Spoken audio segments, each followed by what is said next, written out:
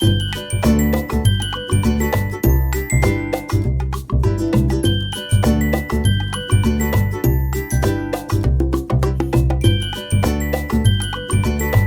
Morning guys, कैसे हैं आप सब। उम्मीद है अच्छे होंगे और दुआ करते हैं कि आगे भी अच्छे ही रहें।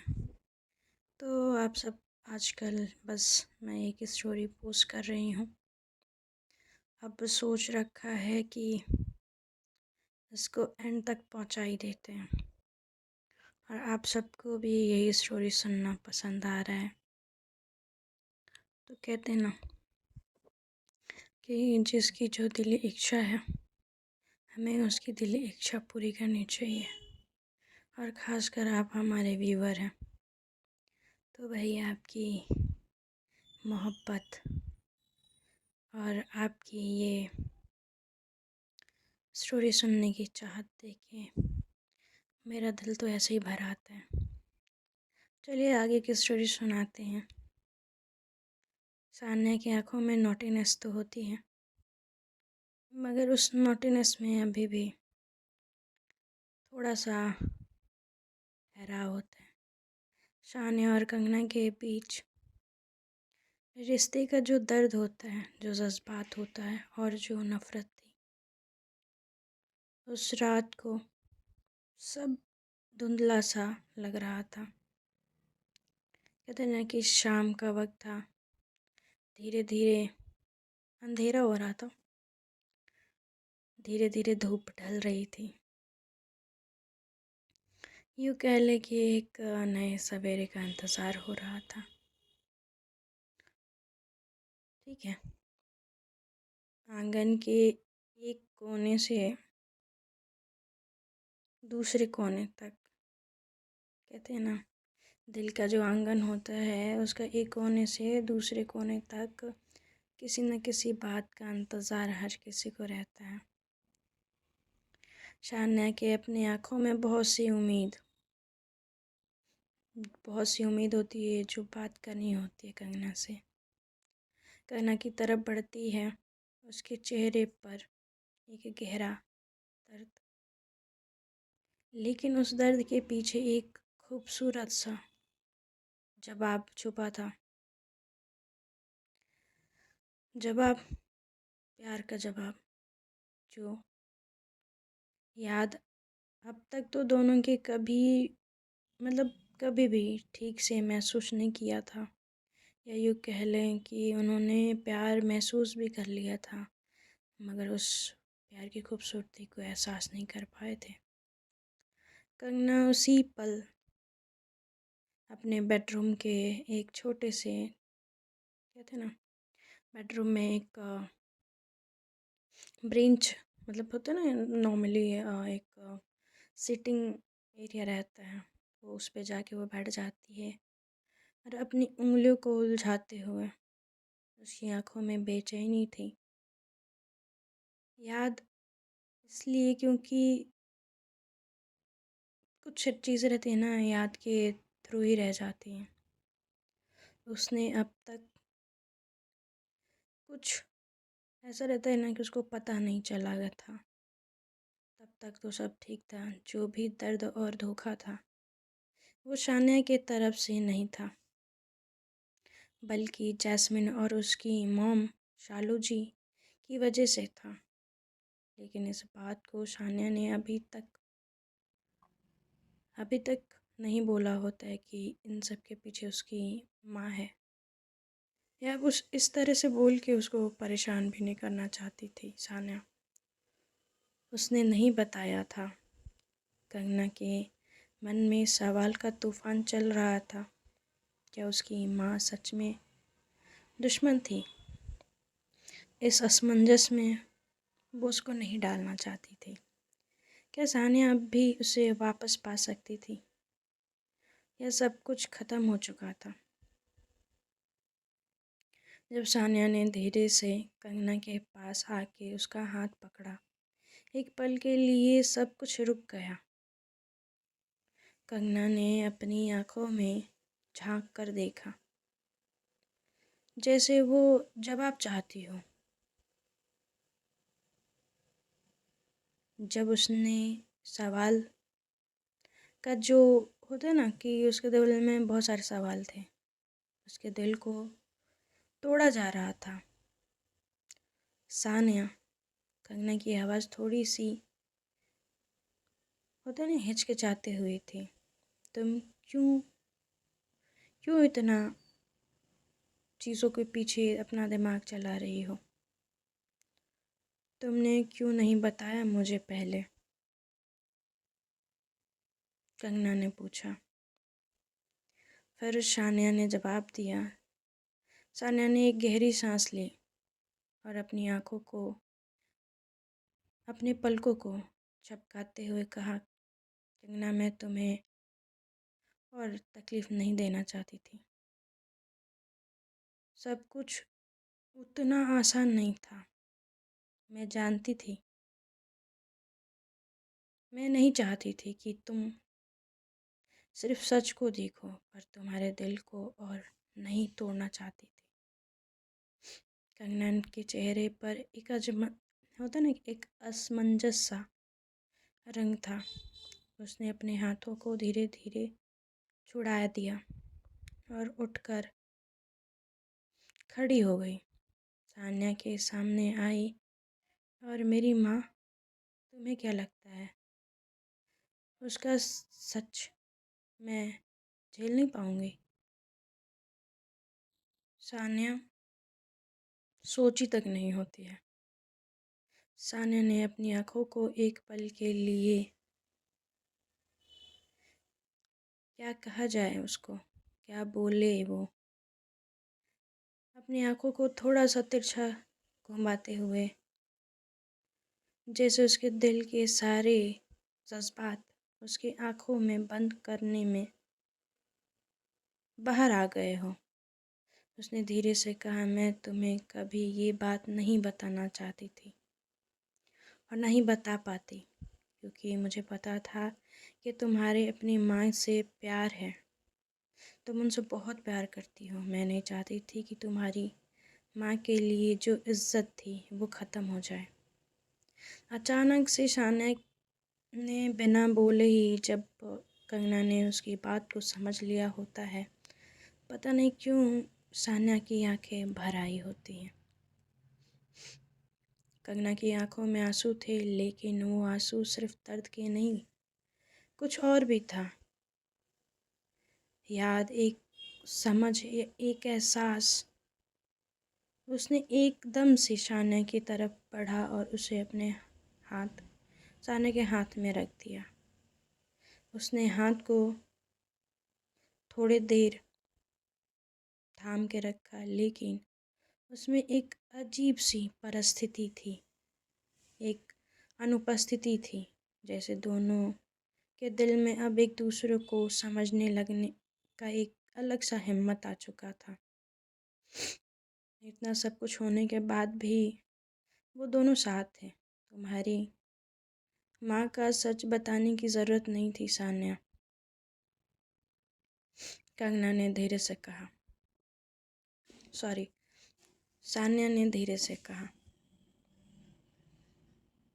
कंगना को, मुझे अपने आप समझ नहीं आ रहा है क्या करूं मैं, पर तुम्हें मेरे लिए इतना सब कुछ सह के, इतना बर्दाश्त करते हुए देख के मुझे बहुत बुरा लग रहा है। मुझे ये नहीं पता। सान्या के होठों पे ये हल्का सा मुस्कान था, लेकिन उस मुस्कान के पीछे एक गहरा गम भी था। उसने धीरे धीरे कंगना के करीब आके उसके चेहरे अपने हाथों में लिया। मैंने तुम्हारे लिए वो सब कुछ सह लिया कंगना, क्योंकि तुम मेरी ज़िंदगी हो। तुम्हारी खुशी के आगे मेरा दर्द कुछ नहीं। दोनों की आंखों में एक दूसरे से एक जुड़ाव, एक प्यार, उससे भी बड़ा कुछ था। कंगना के दिल में जज्बात का तूफान था। एक तरफ गुस्सा था, दूसरी तरफ प्यार का एहसास। उसके अपने होठों को कस के बंद कर लिया। जैसे अपने अंदर के सारे इमोशंस को दबा के रखी। लेकिन फिर एक पल के लिए उसने अपने दिल को सब कुछ कह दिया, सब कुछ बता दिया अपने दिल से। क्या तुम सच में मुझसे इतना प्यार करती हो? कंगना की आवाज़ में एक कोमलता था। सानिया ने उसकी आंखों में देखा। मैं कभी किसी से इतना प्यार नहीं किया जितना तुमसे करती हूँ। एक पल के लिए दोनों के बीच एक अलग सी खामोशी, एक सर होता ना कि सारा दर्द, सारी दूरियां लगने लगी थी। उस समय की ठंडक में दोनों के बीच जो थोड़ा सा फासला बचा था वो धीरे धीरे कम हो गया। सानिया ने अपने हाथों से कंगना के बदन को हल्के से छुआ, जैसे वो उस दर्द मुझकी दर्द की समझने की कोशिश कर रही हो। उस रात का रंग गहरा हो रहा था। आसमान में चांद अपनी रोशनी बिखेर रहा था। सानिया ने कंगना के हाथ को अपने हाथ में थाम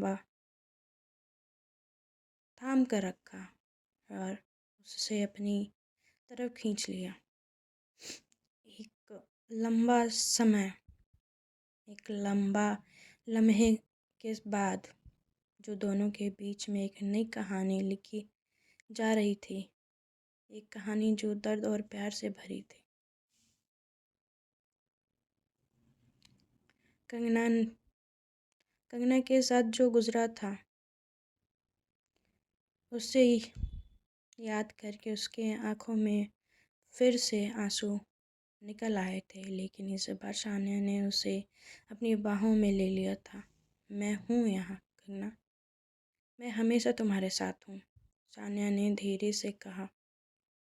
उसके कारण मैं हल्की सी फुसफुसाते में उसी कारण हल्की सी फुसफुसाते कंगना ने अपनी आंखों को पोंछते हुए सानिया को गुस्से से धक्का दिया। तुम्हारा प्यार सब कुछ बदल नहीं सकता।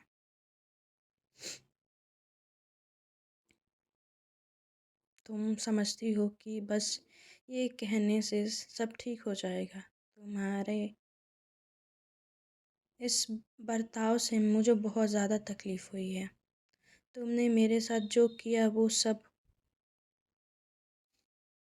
सानिया ने कंगना के इल्ज़ाम को चुपचाप सुना, लेकिन उसने अपनी आँख को रोका नहीं। सानिया ने कंगना की बात को चुपचाप सुन तो लिया। उसके दिल की हर धड़कन जैसे कंगना के दर्द के साथ ताल मिलाकर चल रही थी। उसकी आंखों में एक अजीब सी नमी थी, लेकिन साथ ही एक दृढ़ निश्चय भी था, मानो वो आज किसी भी कीमत पर कंगना को खोना नहीं देना चाहती थी। कंगना की आंखों में अब भी गुस्सा और आक्रोश झलक रहा था। उसने अपने चेहरा दूसरी तरफ घुमा लिया, मानो वो सानिया ने दूर भागना चाहती हो कंगना से। ऐसा कहें, नहीं। कंगना के आंखों में गुस्सा था और सानिया से वो दूर भागना चाहती थी।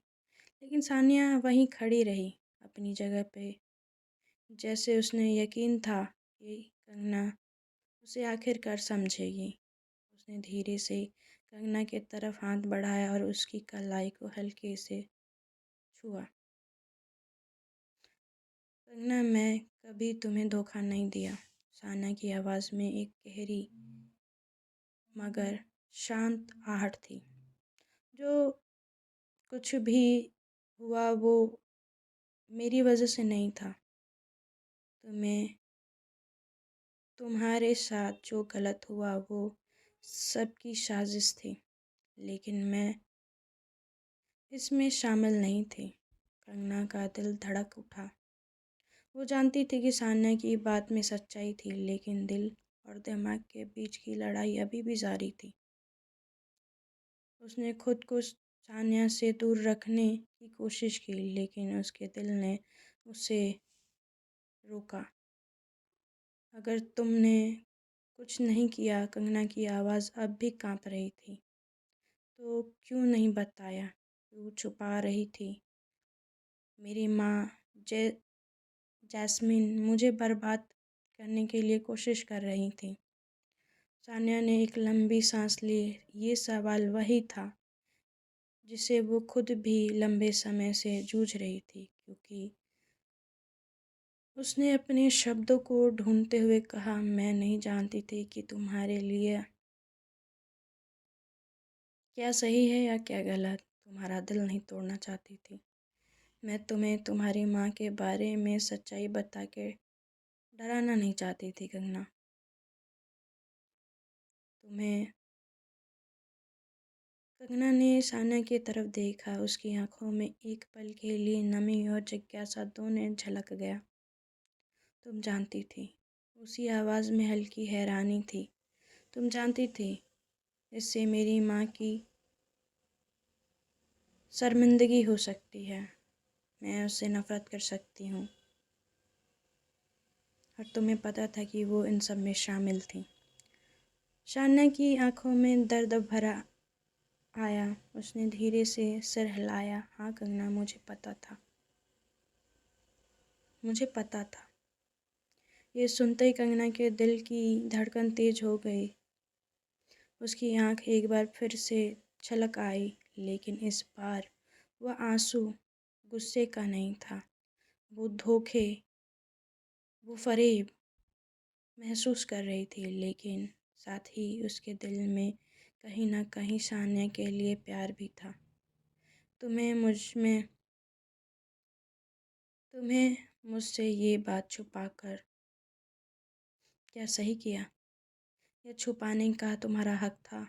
कंगना ने अपनी आवाज़ को नियंत्रित करते हुए कहा। तुम सोचो कि चुप रहना ठीक था, मुझे अकेला छोड़ना सही था। सान्या ने धीरे से कंगना के करीब कदम बढ़ाए। और अब मैं कभी नहीं चाहती कि तुम अकेली रहो। मैं बस नहीं चाहती थी कि तुम्हें और तकलीफ़ हो। तुम्हें पता है कि मैं तुम्हें कितना प्यार करती हूँ। तुम्हारा दर्द मेरा दर्द है। कंगना ने कुछ पल तक सान्या की आंखों में देखा। वह उन आंखों में डूब नहीं पाई, या यूँ कह ले कि उस झूठ से पीछा छुड़ा नहीं पाई। उसने अपने मन को शांत करने के लिए कोशिश की, लेकिन उसकी भावनाएं उसके नियंत्रित में नहीं थे।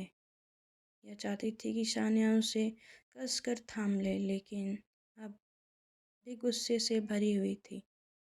वह धीरे से उठी और एक कदम पीछे हटाई। सान्या, मैं चाहती हूँ कि ये सब ख़त्म हो जाए, लेकिन मुझे नहीं पता कि मैं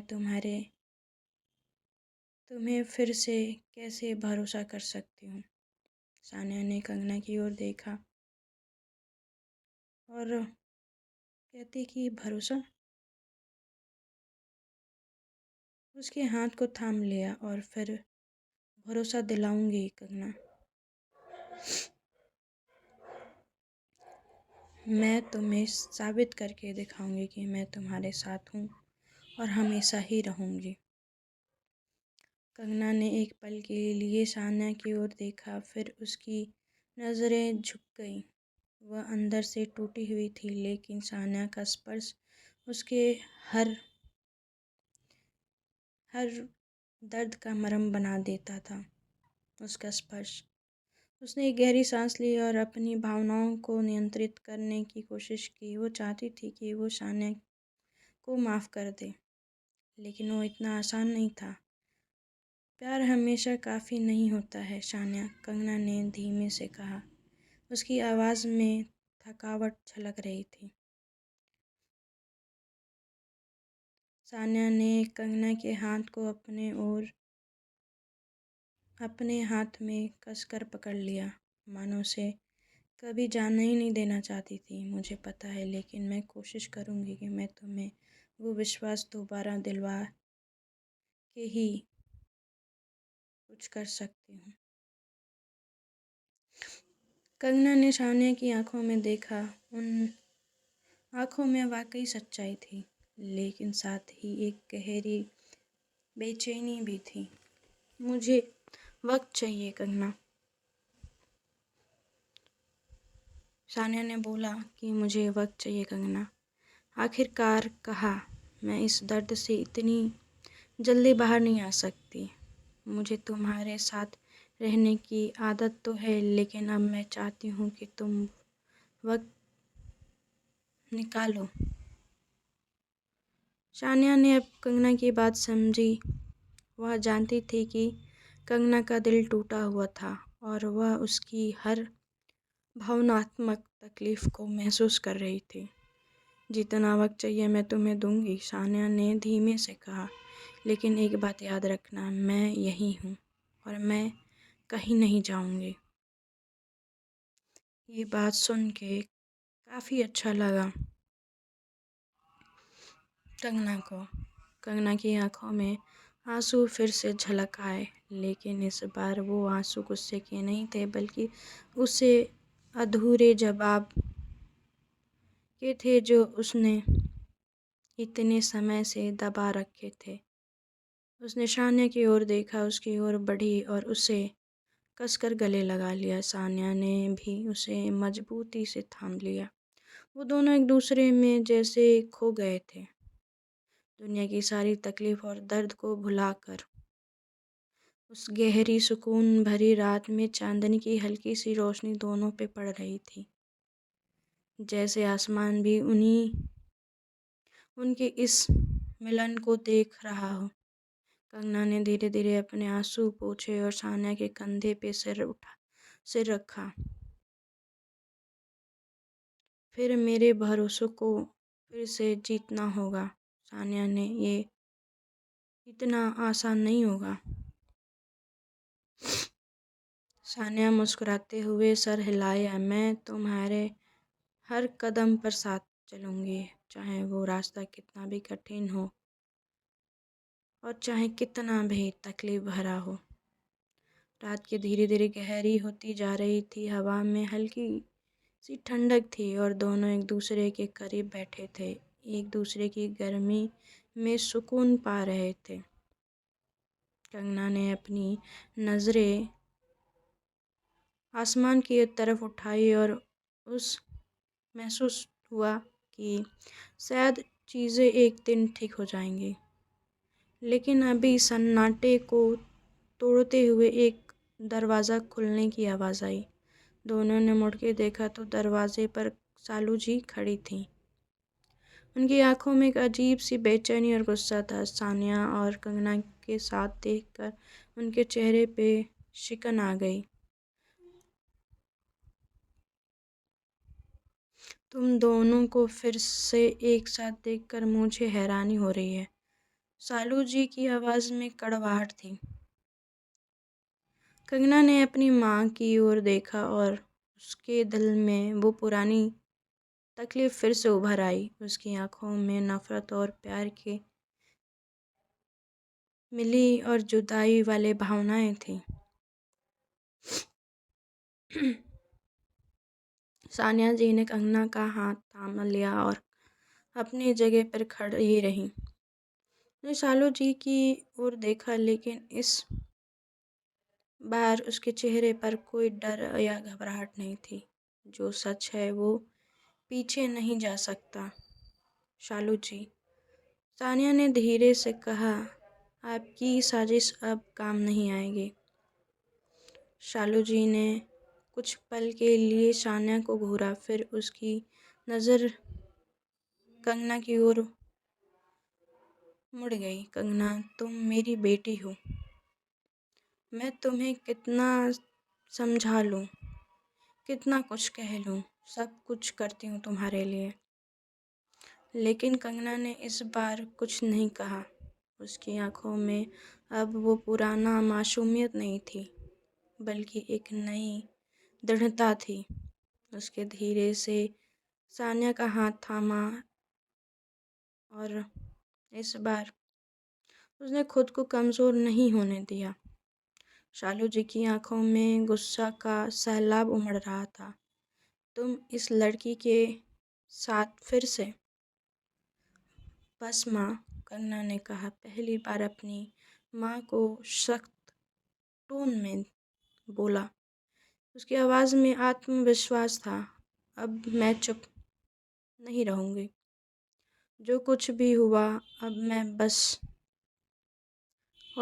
हो गया माँ, अब नहीं सह सकती। सान्या के साथ जो भी गलतफहमियाँ थीं अब दूर हो चुकी हैं और मुझे नहीं लगता कि अब मुझे किसी भी बात के लिए किसी को कोई सफाई देने की ज़रूरत है। सान्या और कंगना की ज़िंदगी एक दूसरे से जुड़ी हुई थी, मगर उन ज़िंदगी में एक नया मोड़ हमेशा आता रहता था, जहाँ सच्चाई और रिश्ते की दीवार बनी तो थी, मगर दरार हमेशा आ ही जाता था। शालू जी का सामना करने का वक्त आ चुका था और इस बार कंगना ने अपनी आवाज़ को दबने नहीं दिया। उसकी आत्मा में अब एक नई रोशनी थी, या यूँ कह लें कि उसमें एक नई हिम्मत थी, खुद को बचाने की, अपनी आवाज़ उठाने की और सबसे बढ़कर अपने प्यार को स्वीकार करने की। एक होता है ना कि अपने प्यार को सम्मान दिलाने की हम बारी कंगना की होती है। सान्या ने तो हर वक्त उसके लिए कुछ न कुछ किया होता है, कुछ न कुछ दुनिया से लड़ा होता है, मगर अब बारी होती है कंगना की। कंगना ने गहरी सांस ली, अपनी माँ की तरफ देखा और कहा, माँ, आज तुम एक छोटी बच्ची लग रही हो। तुमसे एक बेटी नहीं बल्कि एक इंसान की तरह बात कर रही हूँ। जो कुछ भी हुआ वो मुझे या तुम्हारी वजह से था। तुमने सान्या को गलत ठहराया और मुझे एक अलग ही जोन में लेके गई, उसके खिलाफ भड़काया। लेकिन अब मुझे सब कुछ समझ आ चुका है। मैं और तुम्हारे झूठ के साथ नहीं चल सकती। शालू जी ने गुस्से से भरे हुए कदम आगे बढ़ाया। उसके चेहरे पे एक कठोर भाव था, मानो इस सच को स्वीकार नहीं कर पाना चाहती थी। कंगना, तुम जानती हो कि मैंने तुम्हारे लिए कितनी कुर्बानियाँ दी है।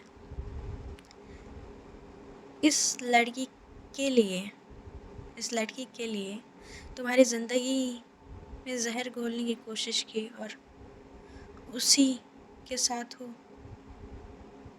ये लड़की तुम्हारी ज़िंदगी को नर्क बनाना चाहती है और तुम आज उसी के साथ हो। क्या तुम्हें अपनी माँ पे भरोसा नहीं? कंगना ने सान्या के हाथ कसकर थाम लिया और गहरी आवाज़ में बोली, माँ, कुर्बानियाँ तो आपने दी थी है ना, लेकिन वो कुर्बानियाँ मेरे लिए नहीं थी, बल्कि आप अपने फ़ायदे के लिए लिया था। आपने सान्या को झूठे इल्ज़ाम में फंसाया, जैस्मिन के साथ मिलके मेरी ज़िंदगी तबाह करने की कोशिश की। आप मेरी माँ हैं, इसलिए मैं आपको माफ़ करने के लिए सोच सकती हूँ, लेकिन इस बार मैं अपनी खुशी को ऐसे जाने नहीं दे सकती। मैं समझौता नहीं कर सकती माँ, और ना ही करूँगी। शालू जी के चेहरे पे एक सख्त भाव था, या यूँ कह लें कि वो बहुत ज़्यादा सख्त हो चुकी थी। उन्हें अपनी बेटी से इस तरह की बात सुनने की आदत नहीं थी। यह सुनने के बाद उनके चेहरे पे अलग अलग भाव उभर के आ रहे थे। उनकी आंखों में गुस्से की लपट भड़क उठी थी, लेकिन कंगना के दिल में अब डर नहीं था। वो जानती थी कि ताकत उसके साथ है, सान्या का साथ उसके साथ है और वो मजबूत बन रही है। तुम्हें पता भी है कि तुम क्या कर रही हो? शालू जी की आवाज़ गुस्से में कांप रही थी। तुम्हारी जिंदगी बर्बाद हो जाएगी, लेकिन तुम्हारे बारे में बात करेंगे। लोग क्या कहेंगे? लोग किस किस तरह की तुम्हारे बारे में बातें करेंगे? तुम्हें और सान्या को गलत समझेंगे। क्या तुम्हें ये सब सही लग रहा है या सही होगा? कंगना ने एक पल के लिए चुप्पी साधी, लेकिन फिर से उसकी आंखों में गहरा आत्मविश्वास आत्मविश्वास चमका। माँ, मेरी ज़िंदगी मेरी अपनी है। मैं लोगों की बातें सुनकर अपनी खुशियों को नहीं तबाह कर सकती, उनको नहीं दबा सकती। आपने हमेशा मुझे दूसरों की नज़रियों से देखने की आदत डलवा के रखी थी, लेकिन अब मैं सिर्फ अपने दिल की सुनूंगी। सान्या अब तक शांत खड़ी थी, लेकिन कंगना ने इस शब्दों ने उसके और भी मजबूत बना दिया था, उनके रिश्ते को और मजबूत बना दिया था। उसने कंगना की ओर देखा और उसकी आंखों में एक ऐसी चमक थी जो पहले कभी नहीं थी। वो जानती थी कि अब कंगना किसी भी चीज़ के लिए लड़ सकती है। सान्या ने धीरे से कंगना का हाथ और कस के पकड़ लिया और वो उसकी ताकत को महसूस कर रही थी। शालू जी ने खुद को शांत करने की कोशिश की, लेकिन उनका गुस्सा अभी भी उफान पर था। तुम्हें लगता है कि ये सब कुछ इतना आसान से हो जाएगा? क्या तुम्हें इतना आसान दुनिया लगती है? तुम और सानिया साथ रहोगी और मैं चुपचाप देखती रहूंगी? नहीं कंगना, मैं इतनी तो नहीं हूँ, इतनी अच्छी नहीं हूँ मैं। तुम्हें इस गलती से मैं बचा के रहूँगी। तुम्हें इस तरह की गलती नहीं करने दूँगी। अगर तुम मेरे साथ नहीं हो तो मैं तुम्हारे खिलाफ भी जा सकती हूँ। कंगना ने एक लंबी सांस ली और शांत स्वर में बोला, माँ, अगर आपको लगता है कि आप मुझे रोक सकती हैं तो आप करके देख लो। अब मैं खुद अपनी ज़िंदगी की जिम्मेदारियाँ लेने के लिए तैयार हूँ और इस बार मैं किसी के दबाव में नहीं आऊँगी। शालू जी ने अपनी आंखों को सिकुड़ते, उनके चेहरे पे क्रोध और असहायता से भर गया था। उन्हें समझ नहीं आ रहा था कि उनकी बेटी इतनी मजबूत कैसे हो गई। उन्हें बहुत कोशिश की थी कंगना उसके नियंत्रण में आ जाए, लेकिन अब सारा नियंत्रण उनके हाथ से फिसल चुका था। उनको महसूस हो रहा था इस बात को कैसे समझे और कैसे समझाएं।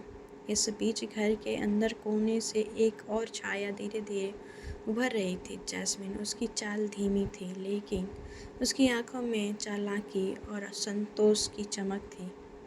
वह इस सारे नाटक को दूर से देख रही थी और अब सही वक्त पर सामने आ गई। क्या यह कोई मुझे याद कर रहा था? उसने मुस्कुराते हुए कहा, मानो उसकी मौजूदगी इस बार सबसे महत्वपूर्ण हो। सान्या की नज़रें जैस्मिन पर जा टिकी और उसकी मुट्ठी कस के बंध गई। तुम पहले ही बहुत कुछ किया है जैस्मिन, सान्या ने ठंडे स्वर में कहा। तुम्हारा खेल अब ख़त्म हो चुका है। कंगना को अभी तुम्हारी सच्चाई पता चल चुकी है। जैस्मिन की हंसी में एक तीखी मगर बेपनाह ध्वनि थी। कहते ना, बेपरवाह खेल। ओह सानिया, तुम अभी तक असली खेल देख नहीं पा रही हो। मैं वो हूँ जिसे हमेशा चीज़ों को अपने हिसाब से मोड़ना है, और इस बार फिर कुछ अलग नहीं होगा। कंगना, तुम अभी भी नहीं जानती हो कि असली दुश्मन कौन है। कंगना ने जैस्मिन की तरफ देखा। उसकी बात सुनकर उसके दिल में हलचल मच गई। तुमने क्या कहा? क्या चाहती हो जैस्मिन?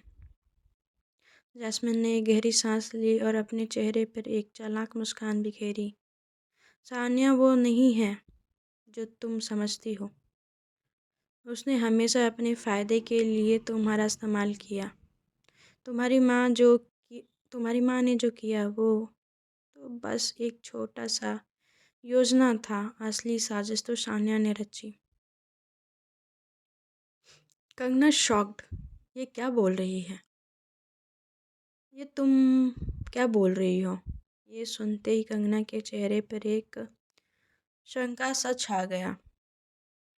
उसके बातों से जैस्मिन के उसने सानिया की तरफ देखा, लेकिन सानिया की आंखों में अब भी वही सच्चाई थी जो हमेशा रहती थी। झूठ मत बोलो जैस्मिन, सानिया ने गुस्से से कहा।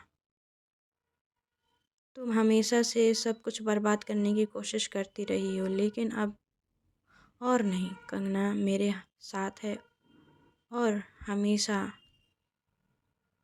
साथ रहेंगी। हम दोनों तुम्हें झूठ की पहचान करा रहे हैं। तुम्हें समझ नहीं आ रहा है, मगर एक दिन तुम्हें समझ आएगा। जैस्मिन ने एक तीखी मुस्कान के साथ अपने हाथ ऊपर उठाए, मानो वो हार मानने का नाटक कर रही हो।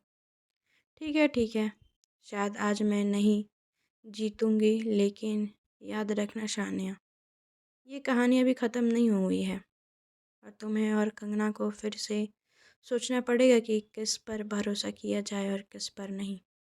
मैं सिर्फ एक मोहरा हूँ इस खेल में। असली खिलाड़ी तो अभी सामने आना बाकी है। इस बात पे सानिया ने एक लंबी नज़र कंगना और सानिया पर डाली और धीमे कदम से वो वहाँ से चली गई, मानो वो अपने अलग चाल की योजना बना रही हो। कंगना और सानिया दोनों एक दूसरे की तरफ देखे। एक बार फिर से संदेह की परछाई कंगना के दिल में दस्तक देने लगी थी, लेकिन इस बार सानिया ने उसी मजबूती से थाम लिया। कंगना, मैं जानती हूँ कि तुम